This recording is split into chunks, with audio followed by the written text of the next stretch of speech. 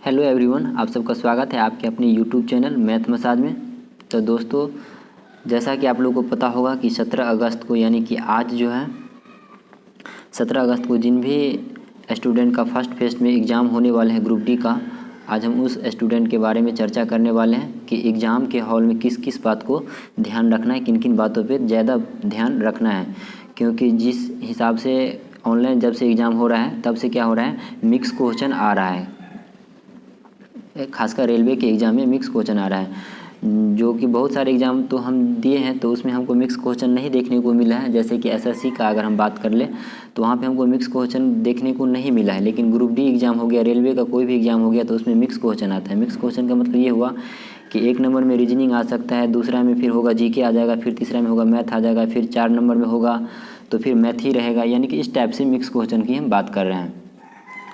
तो आपको सबसे पहले इस बात को ध्यान रखना है कि किसी भी एग्ज़ाम में जो है ना 60 से क्या होता है, 60 से 70% क्वेश्चन जो है क्या होगा, आपको नॉर्मल रहने वाले हैं। आपको इस बात को सबसे पहले हमेशा ध्यान रखना है, चाहे वह आपका फर्स्ट शिफ्ट में हो, चाहे सेकंड शिफ्ट में हो, चाहे थर्ड शिफ्ट में हो, उससे आपका कोई बहस नहीं है। लेकिन किसी भी एग्ज़ाम का अगर पैटर्न देखा जाए सिलेबस के हिसाब से, जो बहुत सारे हम एग्ज़ाम दिए हैं उसके बेस पे हम आपको बता रहे हैं कि 60 से 70% क्वेश्चन आपको सिंपल रहने वाले हैं, यानी कि नॉर्मल क्वेश्चन रहेगा। जो एक बार सिलेबस पढ़ लिया है वो आराम से 60 से 65 क्वेश्चन अटैम्प्ट कर सकता है। और इसमें बच जाता है 30% क्वेश्चन, मान लीजिए। तो 30 क्वेश्चन आपको इस टाइप का रहेगा जो कि आपका बहुत सारा समय बर्बाद करेगा, यानी कि आपको उलझा के रखेगा। ये 30 क्वेश्चन ही ऐसा रहता है जो आपको सिलेक्शन की ओर लेके जाएगा। अगर आप इस 30 क्वेश्चन पे आप कमांड कर लेते हैं तो आपका सिलेक्शन होने की ज़्यादा चांस रहेगा। तो कोशिश कीजिएगा कि ये 60-70 जो क्वेश्चन रहता है ये तो हर स्टूडेंट बनाता है, तो ये जो 30% क्वेश्चन रहता है इस पे ज़्यादा फोकस करना है। और इस एक बात और ध्यान रखना है कि ज़्यादा से ज़्यादा ये जो 30% क्वेश्चन रहेगा ना, यही आपका टाइम भी ख़राब करेगा, यानी कि ज़्यादा समय लेगा, कुछ उलझा के आपको रखेगा। तो अगर मान लिया जाए 1 से लेके अगर 50 तक में यह 30% क्वेश्चन अगर आपको आ गया तो समझिए आपको बहुत ज़्यादा समय बर्बाद होगा। तो इस बात को आपको ध्यान रखना है कि आपको एक बार पहले समझ लेना है कि देख लेना है कि यह एक क्वेश्चन जो है जो हमको फर्स्ट बार में अगर बन रहा है सीधा सीधा तो आपको उसको बना लेना है। अगर एक बार से नहीं बन रहा है तो आपको इसको स्किप करके आगे बढ़ जाना है, क्योंकि अगर आप इस 30% में अगर आप उलझा गए तो आप 60-70 क्वेश्चन भी अटैम्प्ट नहीं कर पाइएगा। तो इस सब बातों को आपको ध्यान रखना होगा। और जो न्यू स्टूडेंट होगा, जो पहले बार एग्ज़ाम दे रहा है, खासकर उन सबको ये बात को बहुत ज़्यादा ध्यान रखना होगा। और एक बात और बताना चाहेंगे, जो स्टूडेंट बहुत सारे एग्ज़ाम दे चुके हैं तो उसको तो एक्सपीरियंस हो चुका होगा कि किस टाइप से एग्ज़ाम को हैंडल करना है। तो कोशिश कीजिएगा कि जो भी क्वेश्चन रहेगा, यानी कि 1 से लेके अगर 50 तक में वह 30% क्वेश्चन आ रहा है तो आपको क्या करना है, एक बार में अगर बन गया तो ठीक है, नहीं अगर बन रहा है तो उसको स्किप करके आगे बढ़ जाना है। और कोशिश कीजिए ये कि 1.5 घंटा का जो टाइम मिलता है उसमें आपको 1 से लेके 100 तक क्वेश्चन तक आप ज़रूर एक बार पूरा से पूरा पहुंच जाइए, यानी कि रिवीजन कर लीजिए। 1 से लेके 100 तक क्वेश्चन एक बार ज़रूर देख लीजिए कि किस टाइप से क्वेश्चन है। आपको ये भी हो सकता है कभी कभी कि 1 से लेके 50 तक में ऐसा क्वेश्चन आपको डाल दिया जाएगा, 1 से लेके 50 से 60 तक में ऐसा क्वेश्चन रहेगा कि आपको बहुत ज़्यादा टाइम बर्बाद करेगा, जो कि आप सोच नहीं सकते हैं कि इतना टाइम लगेगा। जो कि क्वेश्चन सब रहेगा सिंपल ही, लेकिन इतना टाइम ज़्यादा लगेगा, इतना ज़्यादा घुमा फिरा के रहेगा, ज़्यादा कैलकुलेशन वाला रहेगा, तो उस समय ज़्यादा टाइम ख़राब होता है। और आपको पता होगा कि कंपटीशन में अभी आजकल के दौर में क्या हो गया, ज़्यादा से ज़्यादा टाइम मैनेजमेंट ही करना बहुत ज़्यादा ज़रूरी रहता है। तो आप कोशिश कीजिए कि ज़्यादा से ज़्यादा जो आपको लग रहा है कि यह क्वेश्चन हमसे नहीं बन पाएगा एक बार में तो आप उसे स्किप करके आगे निकल जाइए, आपको अगला क्वेश्चन के लिए बेनिफिट रहेगा। ऐसा भी हो सकता है कि मान लीजिए कि 80 से लेके 100 तक में, यानी कि 20 क्वेश्चन आपको इतना सिंपल रहेगा कि जो आप 10 से 15 मिनट में बना सकते हैं, 10 से 15 मिनट में बना सकते हैं।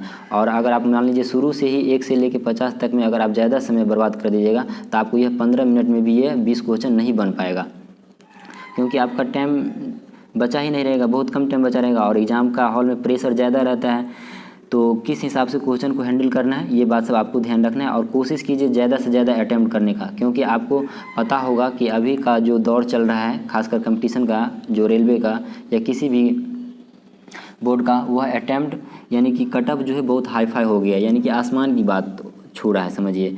तो इसलिए इस सब बात को भी ज़्यादा से ज़्यादा ध्यान रखना है और कम से कम क्वेश्चन रॉन्ग करने की कोशिश कीजिएगा, ज़्यादा क्वेश्चन रॉन्ग मत कीजिएगा और कोशिश कीजिए जो ही बन पाएगा उसी में आप क्या कीजिए 100% अपना क्या करना है, यानी कि सही से सही बना के आना है। आप अगर 100% भी मान के सही से सही बना के आइएगा तो उसमें से भी आपको 2 से 4 क्वेश्चन गलत निकल जाएगा। तो कोशिश कीजिए ज़्यादा से ज़्यादा अटैम्प्ट करने का और ज़्यादा से ज़्यादा सही अटैम्प्ट करने का। क्वेश्चन अटैम्प्ट करना ही बड़ी बात नहीं है, सही सही अटैम्प्ट करना बहुत बड़ी बात होता है। तो इसलिए इस सब बातों को आप ध्यान रखिएगा। और जिन भी स्टूडेंट का ग्रुप डी ये फर्स्ट फेज़ में हो रहा है या किसी भी ये यानी कि फर्स्ट फेज़ में, तो इन सब बातों को ध्यान रखिएगा। और जिसका लास्ट में होने वाला है वो जो अभी टॉपिक नहीं पढ़ा है उस टॉपिक को ज़्यादा से ज़्यादा रिवीजन कीजिए, ताकि आपको जो टॉपिक लग रहा है कि ये टॉपिक से हमको ये क्वेश्चन अभी नहीं बन पा रहा है या ज़्यादा दिक्कत होता है, तो उस टॉपिक को आप ज़्यादा से ज़्यादा क्या कीजिए प्रैक्टिस कीजिए, तभी आपका मार्क्स बढ़ सकता है।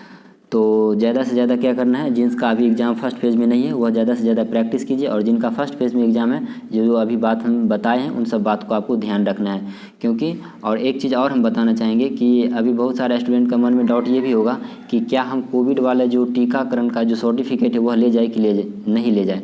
तो आप कोशिश कीजिए क्या कि जितना भी आपका टीका का जो सर्टिफिकेट है ना वो आप पूरा लेके जाइए, क्योंकि आपको ले जाने में आपका कोई प्रभाव नहीं पड़ने वाला है। अगर नहीं ले जाते हैं तो आपके ऊपर प्रभाव पड़ सकता है। मान लीजिए हम कोई भी सर्टिफिकेट नहीं लेके गए कोविड वाला, तो वहाँ अगर मांग लेगा तो हम क्या करेंगे, ऐसा तो कर सकते हैं कि हम वहाँ भी डाउनलोड कर सकते हैं, लेकिन वहाँ पे हम क्या डाउनलोड करेंगे, हम क्यों अपना टाइम वेस्ट करेंगे, झूठों का दिमाग ख़राब करेंगे। इसलिए हम क्या करेंगे, लेके चलना चाहिए। ये सबको आपको ये छोटा छोटा बात सब आपको लेके चलना चाहिए, नहीं तो ये होगा कि आपका जितना भी मेहनत की है वो सब क्या हो जाएगा, पानी में मिल जाएगा। तो इसलिए अगर आप ले जाते हैं तो आपको कोई प्रभाव नहीं पड़ेगा, अगर नहीं ले जाते हैं नहीं लेके गए तो आपका बहुत बड़ा प्रभाव पड़ सकता है। तो इसलिए कोशिश कीजिए कि लेके ही जाना है और ज़्यादा से ज़्यादा क्वेश्चन अटैम्प्ट करके आइए और सही सही अटैम्प्ट करके आइए।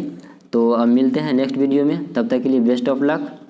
और एकदम शांत दिमाग से अपना प्रेशर कम करके एग्ज़ाम हॉल में बैठना है और ज़्यादा सोचना नहीं, एकदम आराम से एग्ज़ाम देना है।